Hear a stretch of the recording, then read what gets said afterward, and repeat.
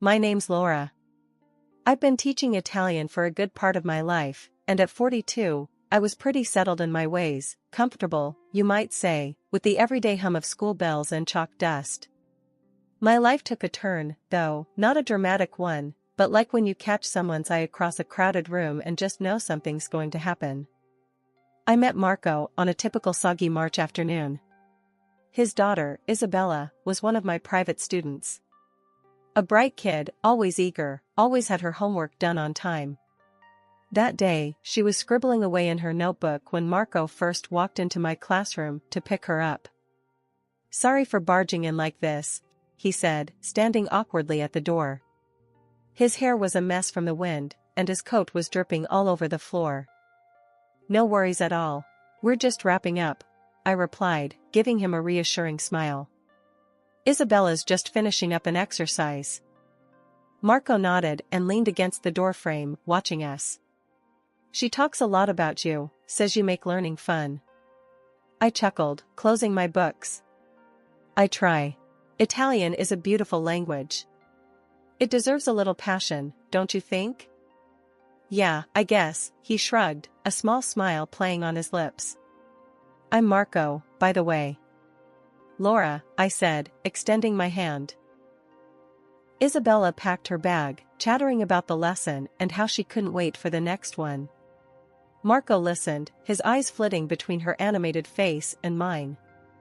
It was clear he was a devoted dad. As they were about to leave, Marco paused. "Hey, if you're not busy this weekend, there's a little community gathering. Food, music, pretty laid back. Maybe you'd like to come? Bring some of that Italian passion to the party?" I was taken aback, not just by the invite but by the straightforwardness of it. "Sure, why not? Sounds like fun." "Great. It's a date then," he said, a bit too quickly. "I mean, not a date.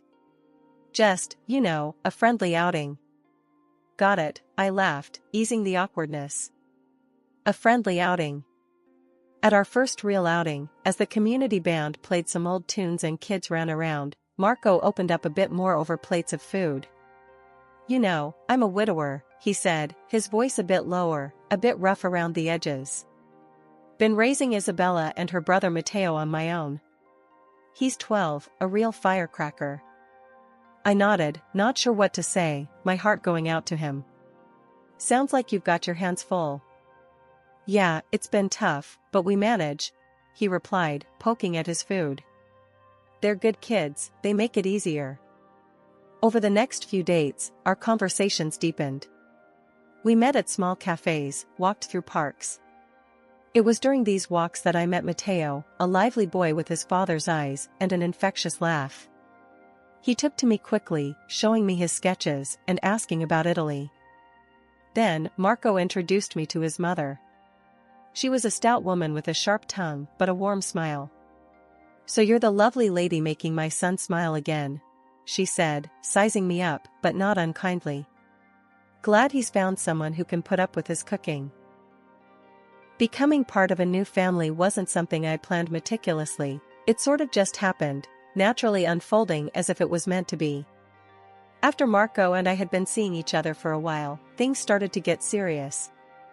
Before I knew it, I was not just his girlfriend, but a significant presence in his and his kids' lives. One Saturday morning, we decided it was time I moved in. Packing up my life into boxes felt strange, but right. Marco and the kids helped me move my stuff into their home, which was soon to become our home. "Hope you've got room for all these books," Marco joked as he lugged in yet another heavy box labeled books. "Better make room, or I'm building a library in the backyard," I shot back, laughing as we shuffled around the living room trying to figure out where everything would go. Matteo and Isabella seemed excited, each of them showing me their rooms and where I could maybe put some of my things. "You can put some stuff on my shelf if you want," Matteo offered, pointing to his cluttered bookshelf filled with model cars and old comic books. "Thanks, Matteo. Maybe I'll just add a couple of books, eh? Leave room for your cars," I replied, ruffling his hair. The real test came when I met Marco's mother, Rosa, under the new context of moving in. She came over that afternoon, her eyes scanning every move but her tone warm. "So, you're setting up shop here now, huh?" she asked as she watched me arrange the kitchen. "Yeah, Rosa, making it official," I answered, unsure how much territory I was allowed to mark as my own. "Well, just remember, Marco likes his eggs over easy, not scrambled," she pointed out bluntly, but with a twinkle in her eye. "I'll keep that in mind," I smiled, appreciating her mix of humor and directness. Living together meant adjusting, a lot of it. Marco worked long hours, and I found myself spending more time with Matteo and Isabella. I helped them with homework, we cooked meals together, and gradually, I wasn't just Laura anymore, I was a part of their daily routine. It wasn't all smooth sailing. There were days when I felt like I was stepping on toes, overstepping unseen boundaries. But for every awkward moment, there were a dozen others filled with laughter and shared secrets. We were finding our rhythm, slow and steady. Marco and I had our moments too, learning about each other in ways only possible when you share a space. "You know, you make this place better," Marco said one night as we sat on the couch, exhausted from the day. "I just want you guys to feel like it's still your home," I said, my head resting on his shoulder. Becoming a stepmom wasn't easy. There were no guidelines or rule books. But as I fell asleep that night, listening to the quiet hum of the house, I knew this was where I was meant to be. It was chaotic, messy, and absolutely perfect in its own imperfect way. In that moment, that was enough. Rosa and I used to have the best times together before the stroke changed everything. She'd come over and we'd spend hours in the kitchen, sharing recipes and gossiping like old friends. Those days filled the house with laughter and the warm aromas of Italian dishes we both loved to cook. But life, as it does, took a sharp turn. When Rosa was paralyzed, everything shifted. Marco moved her into our home, and naturally, I stepped up to take care of her. It seemed like the right thing to do, she was family, after all. However, Marco's help was strangely absent. I thought maybe he was just overwhelmed with work, but as days turned into weeks, his distance grew more noticeable. Caring for Rosa was a full-time job. She needed help with everything, and I did it all without a second thought, clinging to the warmth we once shared. But her condition seemed to harden her a bit, and our light chats turned into terse, functional conversations. "Did you add the basil to the sauce?" Rosa would ask sharply, watching me from her wheelchair as I cooked. "Yes, just like you taught me," I'd respond, trying to catch her eye and maybe spark a smile. But smiles were hard to come by those days. As time went on, Marco and I spoke less and less. One night, I tried to bridge the gap. "Marco, we hardly talk anymore. Is everything okay?" He was silent for a moment, then his words cut through the air. "I'm just tired, Laura. It's been a lot, dealing with everything." I nodded, feeling a chill. His eyes didn't meet mine. The disconnect between us was palpable, but I pushed it aside, focusing on Rosa and the kids. Years passed, and Rosa's presence in the house became the new normal until her death. It was sudden, despite everything, and the funeral was a blur of black dresses, somber faces, and whispered condolences. But the real shock came after the funeral, when Marco's true feelings spilled out during an argument. "You're just here taking up space now, Laura. I only put up with you because you were useful, but look at you, what use are you now?" His words were like slaps, leaving me stunned. I couldn't believe what I was hearing. "Marco, how can you say that? After all these years?" "It's the truth, Laura. You were here for the kids and my mother, that's it." He turned away, dismissing me with a wave of his hand. The kids, now practically adults, started showing their true colors too.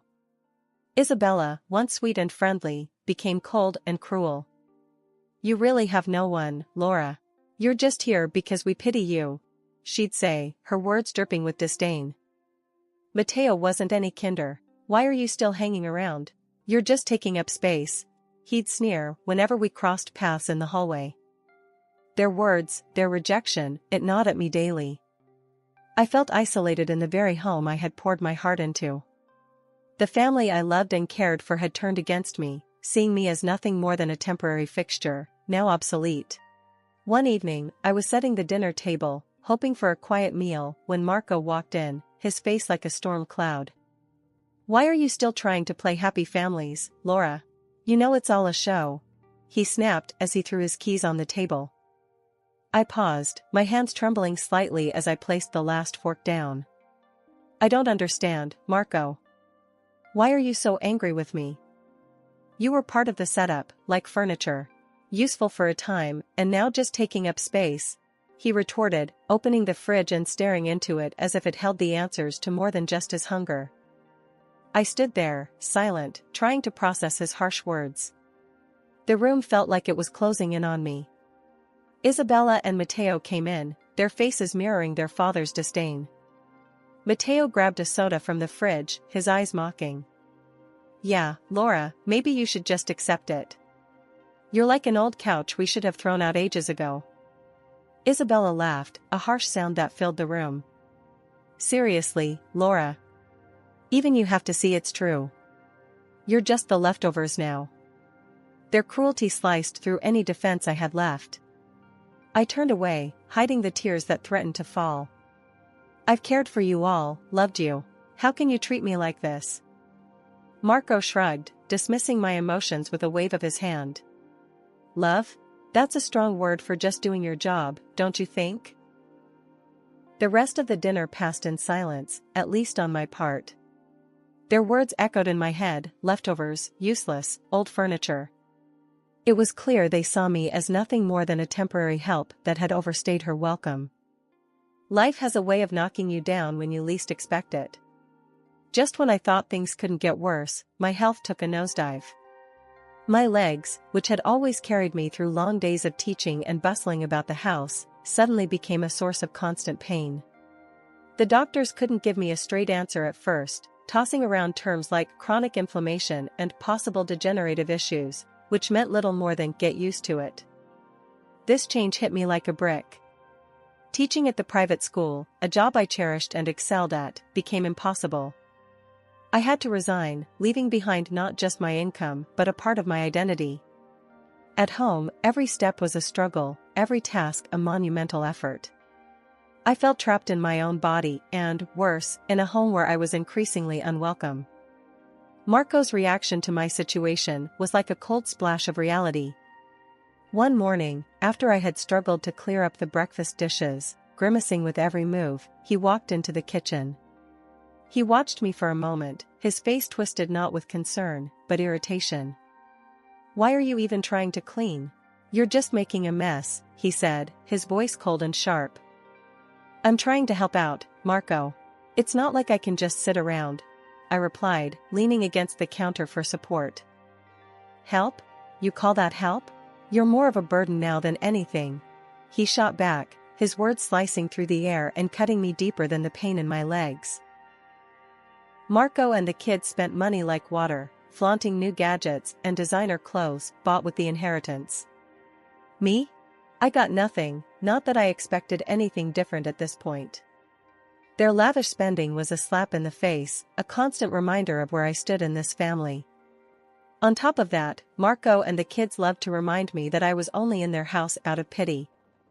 "Don't push your luck, Laura," Marco would sneer. "Remember, you're just one argument away from being out on the street." Their words were like a cage, locking me in a life of quiet desperation. But one day, I stumbled upon a website for private tutors teaching languages online.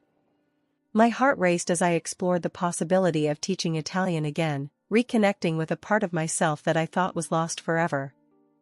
I dove into setting up my profile, my fingers trembling with excitement as I typed out my experience and qualifications. "Experienced Italian teacher, personalized and engaging lessons," I wrote. Before long, I was booking my first session. The thrill of teaching, of speaking Italian, of engaging with eager students, it all came rushing back, filling me with a warmth I hadn't felt in years.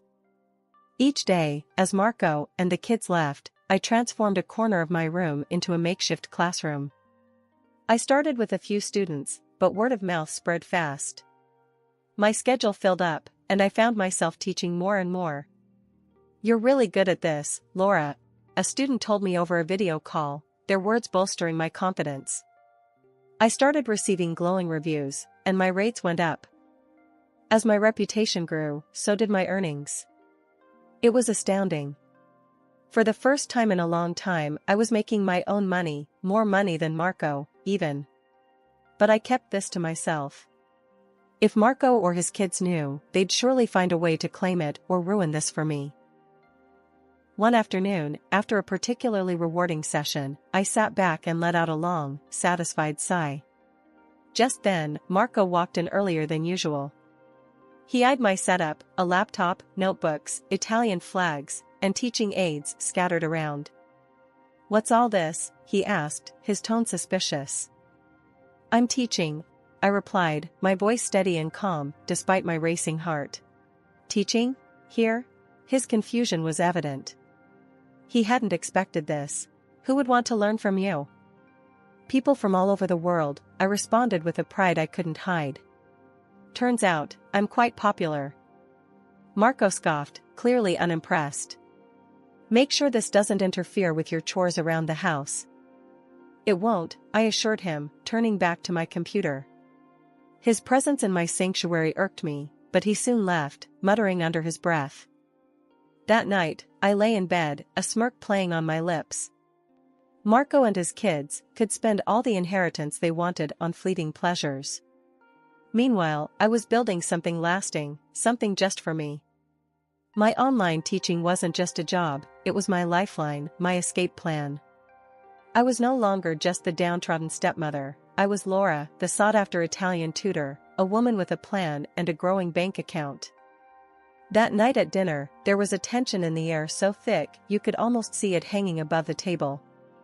Marco and the kids were unusually quiet as I served the food, their eyes avoiding mine.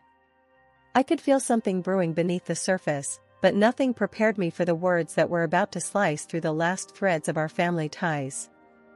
Marco was the first to break the silence, his voice cold and detached. "I got a promotion at work," he announced, not looking at anyone in particular. "I bought a new house, too."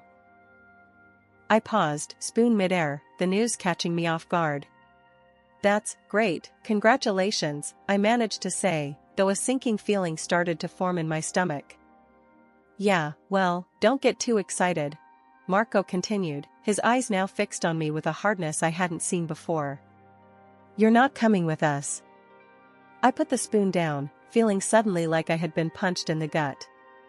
"What do you mean?" "Just what I said," Marco snapped.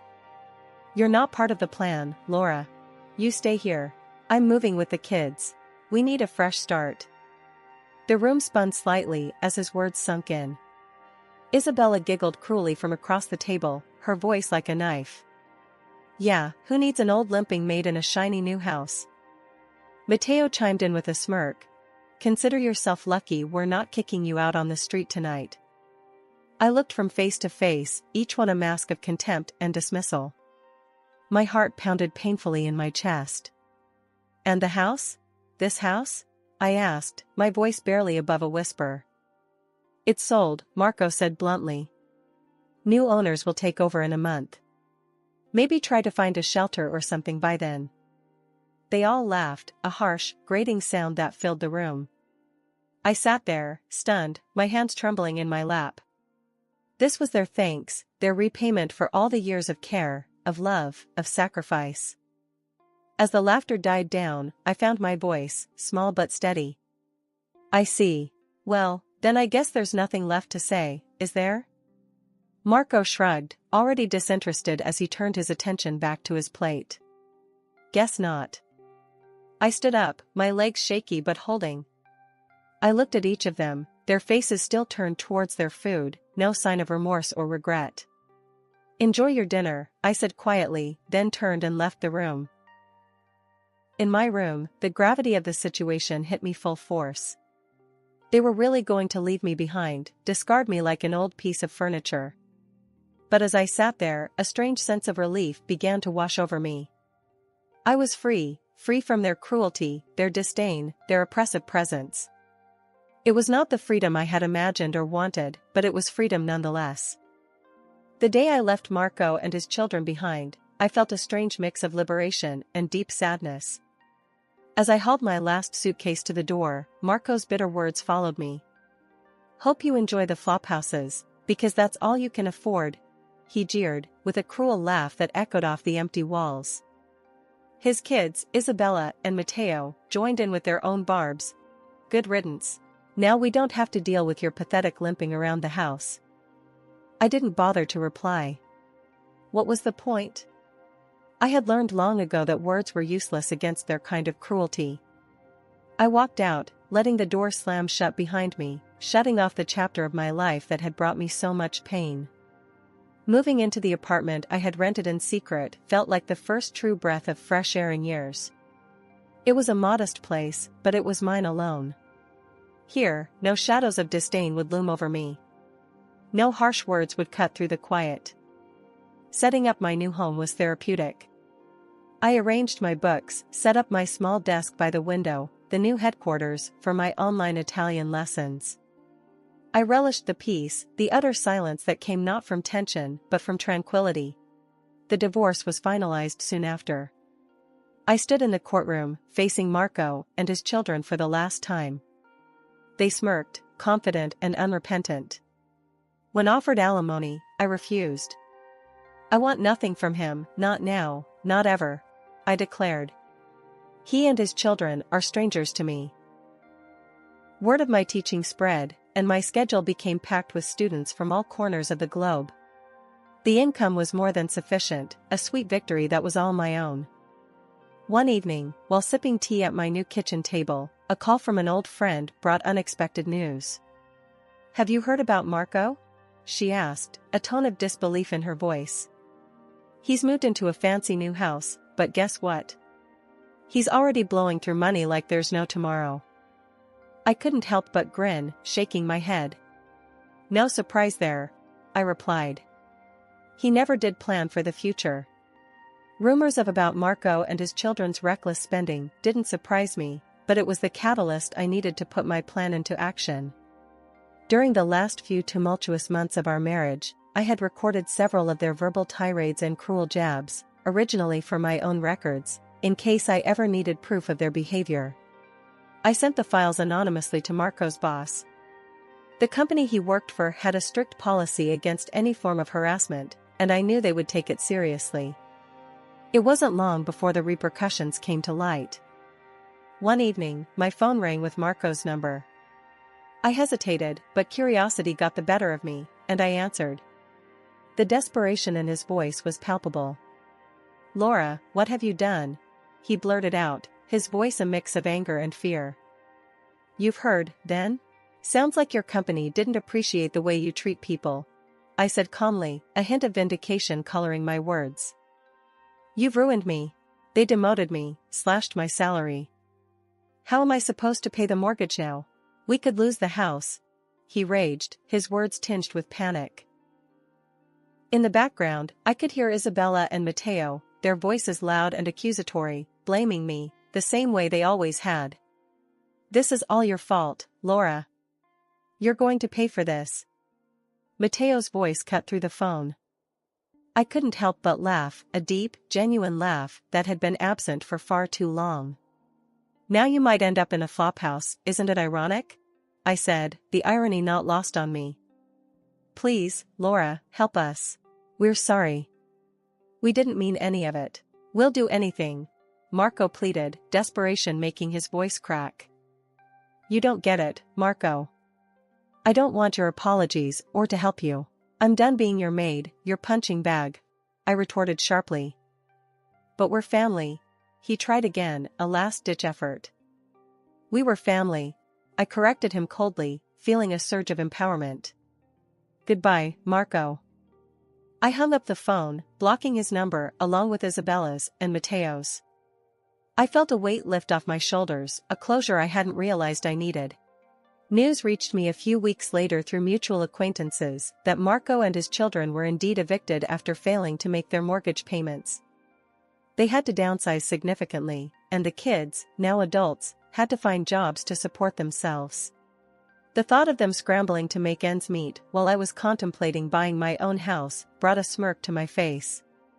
It wasn't just about revenge, it was about justice, about showing them that I was no longer the person they thought they could trample over. I turned my attention back to my computer, to a message from a student thanking me for my inspiring lessons. It warmed my heart. I had found my place, my purpose, and no one could take that away from me.